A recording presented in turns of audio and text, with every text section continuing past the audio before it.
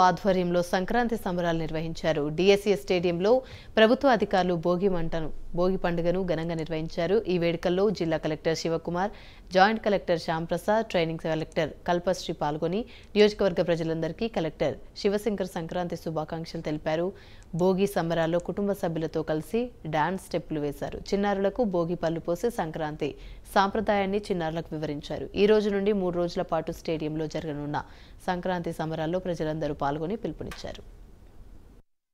2024 భోగి సంక్రాంతి కనుమ శుభాకాంక్షలు.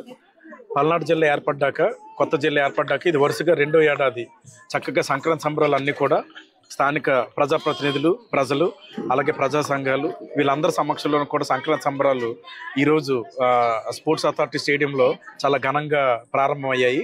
ఈ వేడుకల్లో భాగంగా ఇక్కడ కోలాటం కానీ, అలాగే భోగి మంటలు, అలాగే పొంగల్ చేయటం కానీ, హరిదాస్ కీర్తనలు, అలాగే ఇక్కడ చిన్నపిల్లలందరినీ చూస్తున్నారు.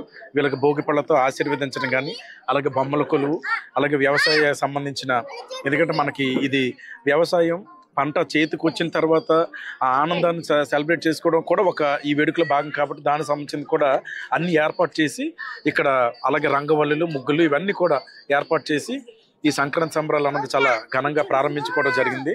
వీటితో పాటు అంటే వినోదం, ఆహ్లాదంతో పాటు కాస్త విజ్ఞానం కూడా ఉండాలన్న లక్ష్యంతో ఒక ఛాయాచిత్ర ఎగ్జిబిషన్ కూడా, ఛాయాచిత్ర ప్రదర్శన కూడా, సంక్రాంతి అంటే ఏంటి, దాని పుట్టుపూర్వోత్తరాలు, అలాగే గతంలో జిల్లా ఏర్పడ్డాక వివిధ పండుగలు కావచ్చు, వివిధ వేడుకల్లో డిఫరెంట్ కార్యక్రమాలకు సంబంధించిన ఎగ్జిబిషన్లు పెట్టడం జరిగింది. అది ఆజాదీకి అమృత మహోత్సవం కావచ్చు, అంబేద్కర్ జీవిత చరిత్ర, ఉగాది, ఆంధ్రప్రదేశ్ అవతరణ, ఇవన్నీ కలిపి ఒక మెగా ఎగ్జిబిషన్ లాగా ఇక్కడ ఏర్పాటు చేయడం జరిగింది.